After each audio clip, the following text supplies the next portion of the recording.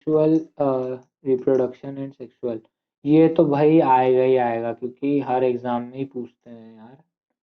देखो 2020 में भी पूछा था, distinguish between asexual and sexual reproduction, why is vegetative reproduction also considered as a type of asexual reproduction, क्यों, आखिर क्यों? तो इसका जो और एक और क्वेश्चन है, ठीक है, कि ये आ सकता है नहीं तो ये आ सकता है, तो differentiate between asexual and sexual, ये सही है भाई, सीधा पूछ लिया।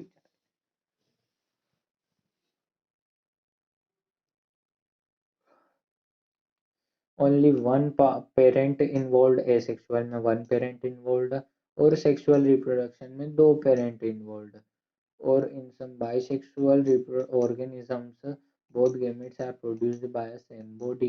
मतलब कि बाइसेक्सुअल में सेक्सुअल रिप्रोडक्शन तो होगा पर एक ही बॉडी में मेल पार्ट भी है, ठीक है, जैसे अर्थवॉर्म, और एक में फीमेल पार्ट भी है। अब सेकंड, तो नो फॉर्मेशन ऑफ गेमेट, सीधी बात है एसेक्सुअल में गेमेट का फॉर्मेशन नहीं होगा, है ना, और यहाँ पर सेक्सुअल रिप्रोडक्शन में फॉर्मेशन भी होगा, फ्यूजन भी होगा गेमेट्स का, और एसेंशियल स्टेप है, ये मेन स्टेप है, अगर ये गेमेट्स ही नहीं बनेंगे तो सेक्सुअल रिप्रोडक्शन नहीं होगा।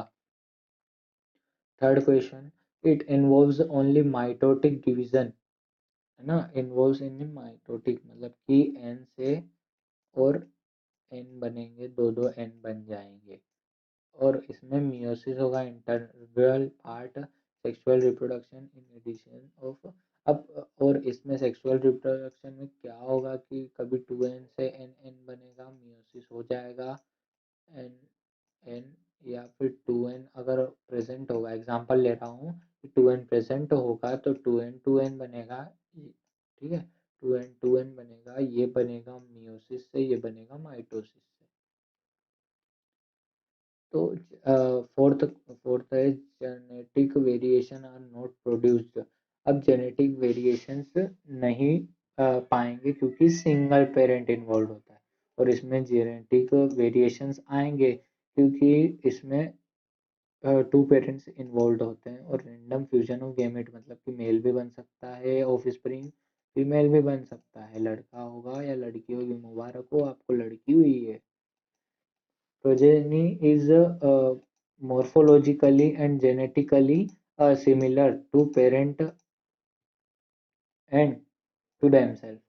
हाँ, मतलब कि एसेक्सुअल है तो मॉर्फोलॉजिकली एंड जेनेटिकली सिमिलर ही होगा ना, क्योंकि सिंगल पेरेंट है, इन्वॉल्व है। और offspring are morphologically and genetically different from their parents among themself, क्योंकि एक मतलब कि दो पेरेंट इन्वॉल्व रहेंगे, ये एक, ये दो इन्वॉल्व रहेंगे, दोनों के वेरिएशन आएंगे। Comparatively simple and fast, comparatively simple fast and less energy consumption, ठीक है, इसमें लेस, कम एनर्जी लगती है, और इसमें लगती है एनर्जी, बहुत एनर्जी, और फिर कॉम्प्लेक्स भी रहता है और स्लो रहता है, मतलब कि 9 महीने लगते हैं ह्यूमंस पे ऑफस्प्रिंग आने में, मतलब बच्चा होने में। और फिर 7th पॉइंट है, आवाज़ थोड़ी कम हो गई है क्योंकि मेरा गला दर्द करने लग गया, क्योंकि पहली बार मैं इतना लंबा और ज़्यादा बोल रहा हूँ, ठीक है।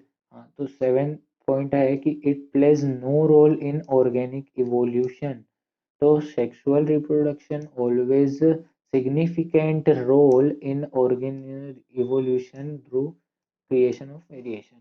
अब भाई अगर एसेक्सुअल होगा, क्लोन बनाएगा, तो वेरिएशन तो ना के बराबर होंगे, ठीक है, तो इवोल्यूशन कहाँ से आएगा? इसमें दो पेरेंट इन्वॉल्व है तो वेरिएशन होगा, जिससे कि इवोल्यूशन इवोल्यूशन भी होगा।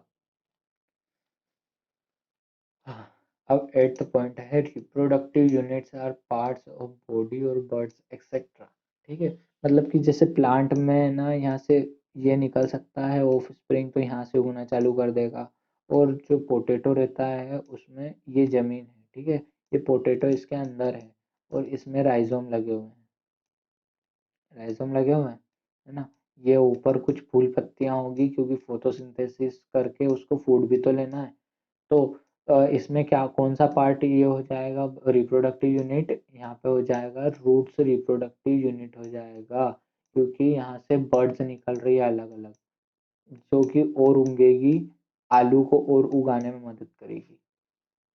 और वहीं पे सेक्सुअल रिप्रोडक्शन में क्या होगा, gametes are the reproductive unit. भाई गेमेट्स मेन मेन यूनिट है, एक मेल का एक फीमेल का, एक एक नहीं मतलब कि एक टाइप मेल का होता है और एक टाइप फीमेल का होता है।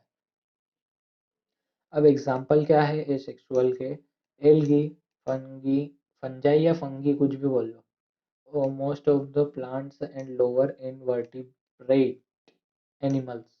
एग्जाम्पल हाँ एल्गी, फंगी और जो जितने याद है उतने सब छापाना। और इसमें सेक्सुअल रिप्रोडक्शन में plants and animals of higher category, मतलब कि plants and animals of higher category, higher class, ठीक है। फिर अरे ये खत्म ही नहीं हुआ और हाँ चलो, vegetative propagation is a type of asexual reproduction because क्यों होता है वेजिटेटिव प्रोपोगेशन एसेक्सुअल रिप्रोडक्शन क्यों होता है, only one parent takes part in reproduction,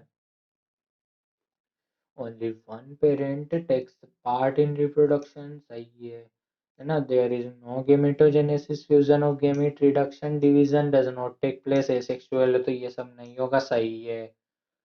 vegetative parts of the plant act as propagules, parts कैसे होते हैं, रूट हो गया, स्टेम हो गया, ये सब वेजिटेटिव प्रोपोग्यूल्स मतलब कि नए ऑफस्प्रिंग को निकालने में मदद करते हैं, यही पार्ट से निकलते हैं ऑफस्प्रिंग। अब चौथा है the progeny is morphologically and genetically identical to the parent. अब भाई तुलसी का पेड़ लगेगा और उसके साइड में एक और तुलसी के इसके ही बीज डाल दिया आपने, तो तुलसी का पेड़ यहाँ भी, तो दोनों आइडेंटिकल होंगे या नहीं होंगे, या फिर और कुछ भी समझ लो, या स्टेम से निकल रहा है या कुछ कर रहा है तो सिमिलर ही होंगे ना पत्तियां तो। हाँ, अब क्वेश्चन नंबर 4,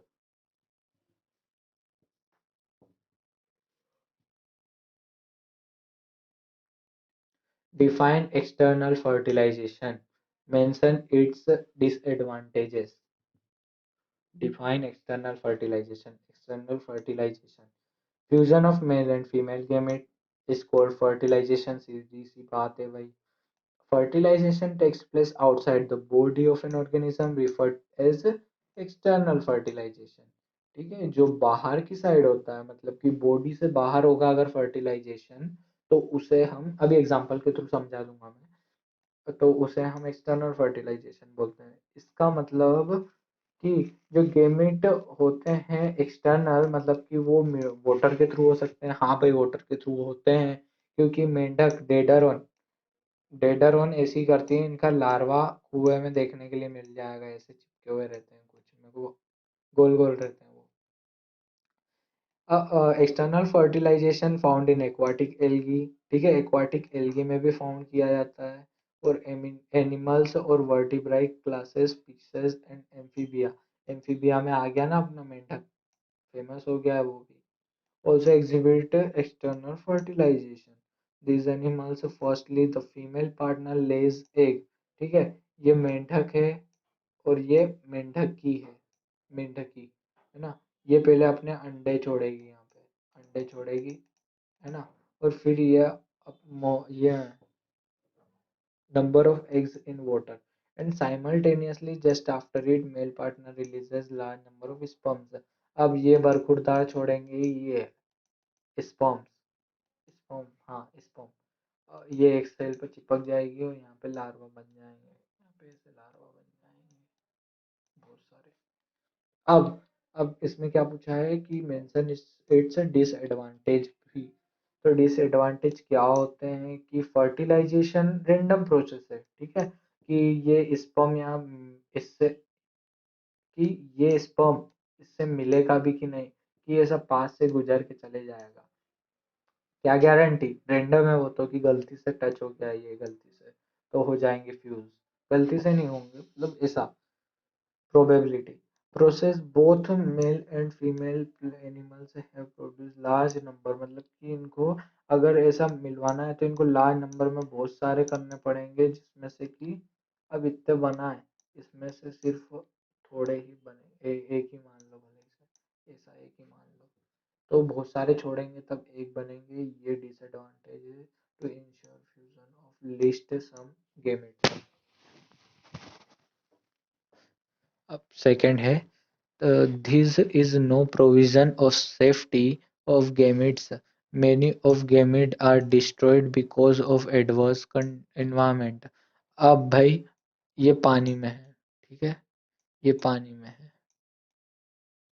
अब क्या हुआ, बहुत तेज धूप निकली, धूप निकली, है ना, तो इनके ऊपर पड़ी है, इनके ऊपर पड़ी, तो ये साले फूट जाएंगे, मतलब कि इनके लिए अच्छा नहीं होगा अगर बहुत भयंकर धूप पड़ी तो।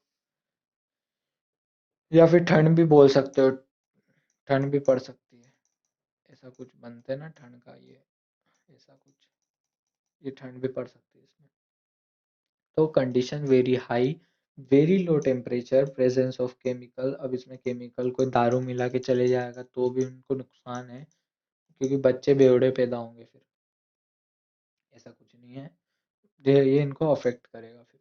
तो अब फिर fusion of gamete depends on a chance, सही है भाई, ये बताया है कि अगर बहुत सारे छोड़ोगे तब जाके एक बनेगा, मतलब कि बहुत मुश्किल से फ्यूज होंगे ये। फिर फोर्थ है, many eggs are eaten by the predators. अब यहाँ से कोई सावरी आई, मतलब पक्षी आया और इनको खा के चले गया भाई, इसके पंख अब बना देते हैं उड़ेंगे कैसा, हाँ, ऐसा पैकमैन का मुंह बना देते हैं ना, हाँ, ये खा जाएगा इनको, ठीक है, तो प्रीडेटर्स से खता खा जाते हैं बिफोर फर्टिलाइजेशन। अगर फर्टिलाइजेशन हुआ भी हो या नहीं भी हुआ, उनको क्या मतलब, उनको तो खाने से मतलब है, बस भूख लगी बेचारों को। There is no safety of embryo. अब यहाँ पे है ना, कई जाल, वो बालवेर में कैसा कवच बनाते हैं वैसा तो बना नहीं सकते, तो अब डिसएडवांटेज है ये कि सेफ्टी नहीं कर सकते एम्ब्रियो की।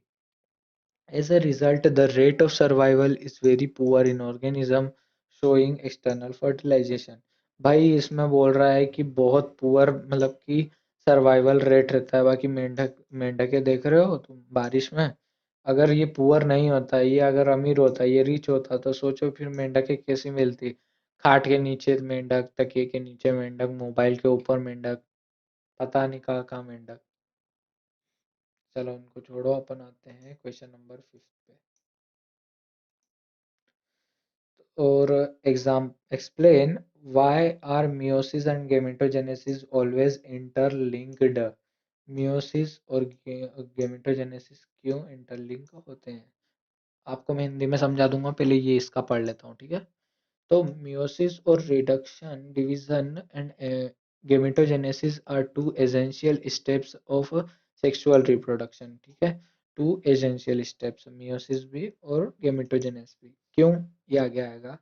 In sexually reproduction or reproducing organism, whether it is haploid or diploid, meiosis and gametogenesis from integral part of the life cycle. Actually, these are complementary to each other. During sexual reproduction, the male and female gamete fuse to form diploid zygote। मैं आपको सीधी इसकी summary बताता हूँ कि क्यों meiosis और gametogenesis मतलब interlinked है। तो भाई अगर स्पर्म होगा, ठीक है, तो स्पर्म जब बनेगा तब 2n रहता है, मतलब स्पर्म से जो पहले वाली कंडीशन रहती है, मेल गेमेट समझ लो, स्पर्म हटाओ, मेल गेमेट बोलता हूँ मैं उसको, है ना। तो ये मेल गेमेट क्या होगा, अगर ये जनरली 2n होता है, ठीक है, मेल गेमेट भी 2n, फीमेल गेमेट भी 2n, 2n। अगर पर ये अगर 2n की कंडीशन में, 2n की कंडीशन में अगर ये फर्टिलाइज होना चाहेंगे तो ये नहीं हो पाएंगे। क्यों नहीं हो पाएंगे, वो तो साइंटिस्ट उनको मालूम है, अपने को नहीं। पर और पर अगर इन्होंने मियोसिस कर लिया, मियोसिस से इन्होंने एन एन बना लिया, ये इसका एन, इसका एन, ठीक है, ये उधर कहाँ जा रहा है, हाँ, और फीमेल का एन और एन, ठीक है, तो ये वाले एन उनको तो हटाओ अभी। अभी इनका देखते हैं कि ये एन और ये वाला एन, जब एन और एन मिलेंगे plus n is equal to 2n का जाइगोट बनेगा सेक्सुअल रिप्रोडक्शन में। ठीक है, जाइगोट लिख दिया, जाइगोट होगा, जाइगोट। तो इसी वजह से कि अगर मियोसिस नहीं होता तो ये 2n की कंडीशन में जाइगोट नहीं बना पाते, पर मियोसिस होने के बाद ही इन्होंने, जैसे मियोसिस हुआ, वो जो गेमेटोजेनेसिस है वो मियोसिस पे डिपेंडेंट है। ठीक है, अब इसका ये आप पढ़ते हैं भैया जी क्या लिख रहा है, बहुत ही लंबा लिख रहा है भैया को, आलसी नहीं आती, बोलो। तो द गेमेट ऑलवेज हेप्लॉइड, ठीक है, गेमेट मैंने बताया कि हेप्लॉइड होना चाहिए और होता भी है। If the organism is diploid, then the gamete are formed by reduction division. If अगर दो होंगे भी तो मियोसिस हो जाएगा, या मियोसिस को रिडक्शन डिवीजन भी बोल देते हैं, तो 2n से n बना लेगा। ठीक है, if organism is diploid then the gamete are produced by the reduction division। Video बहुत लंबी हो रही है पर यार अब क्या करूं मैं। If organism diploid, then the gamete are produced by reproduction division. The haploid gamete fuse to form zygote development by organism by mitotic division। अरे ये सब ऐसा ही है, chromosome number, zygote form by fusion, zygote बनता है। ठीक है, फिर gametogenesis through meiosis help in complementary to each other and gametogenesis and reduction division. ये सब ऐसा ही है भाई, मन से सब छाप देना तुमको जो। In haploid organism gametogenesis takes place by mitosis. अब भाई ठीक है, अब ये तो बात हो गई थी, ये सब बात थी, ये सब बात थी। और ये भी जो मैंने बताया था ये किसके लिए था, ये डिप्लॉइड सेल के लिए था। पर अगर हेप्लॉइड हुआ तो हेप्लॉइड में एन बनेगा। ठीक है, एन क्या करेगा, एन माइटोसिस करेगा। माइटोसिस से क्यों करेगा माइटोसिस, क्योंकि अगर ये मियोसिस करता तो एन 1/2 बनता। ठीक है, क्योंकि एक से आधा ही बनेगा ना, जो कि इम्पॉसिबल है, मतलब बनता नहीं है और कुछ काम का नहीं। पर अगर ये माइटोसिस करेगा तो ये एन और एन में कन्वर्ट हो जाएगा, मतलब कि मतलब इसमें इसको जन्म दे देगा। ठीक है, माइटोसिस में। तो ये यही बता रहा है कि ये जो हैप्लॉइड सेल ऑर्गेनिज्म है, हैप्लॉइड ऑर्गेनिज्म में gametogenesis takes place by mitosis, mitosis से होगा एन के लिए। तो the haploid gametes thus formed fuse in pairs to form diploid zygote. ठीक है, ये पेयर में रहेंगे, ये मेल का हो गया, फिर ये आगे आएगा फीमेल का भी, वो भी ऐसे ही माइटोसिस करके एन बना लेगा, एक एन से एन, दो एन फ्यूज कर देंगे ये दो के दो आपस में।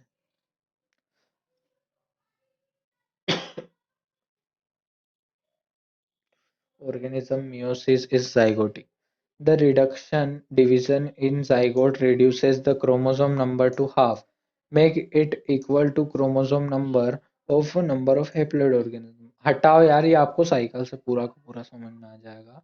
ठीक है, तो जो डिप्लॉइड ऑर्गेनिज्म होता है उसमें क्या होता है भाई, डिप्लॉइड मतलब 2n, डिप्लॉइड मतलब 2n।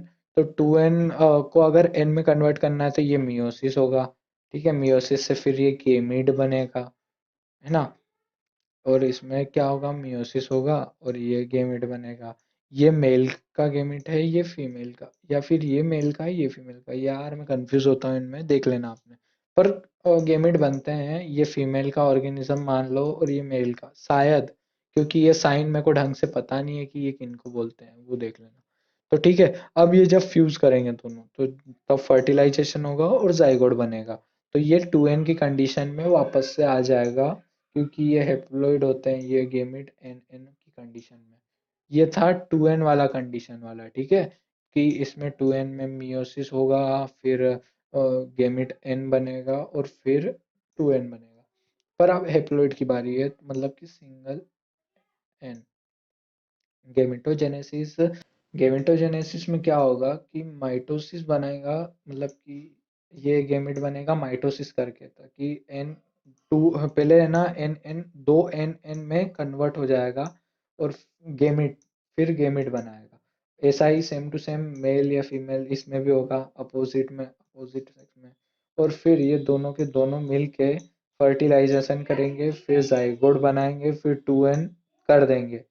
फिर इसके बाद होगा इसका मियोसिस। मियोसिस क्यों होगा? क्योंकि इसको है ना बनना, ये है ना बना कहीं से था, इसका ओरिजिन किससे था? हेप्लॉइड सेल से था। ठीक है। पर अब तो ये डिप्लॉइड बन गया है, तो ये वापस हेप्लॉइड बनने के लिए ये वापस से मियोसिस करेगा। मियोसिस करके ये टू एन की कंडीशन वाला एन और एन में कन्वर्ट हो जाएगा। बस खत्म।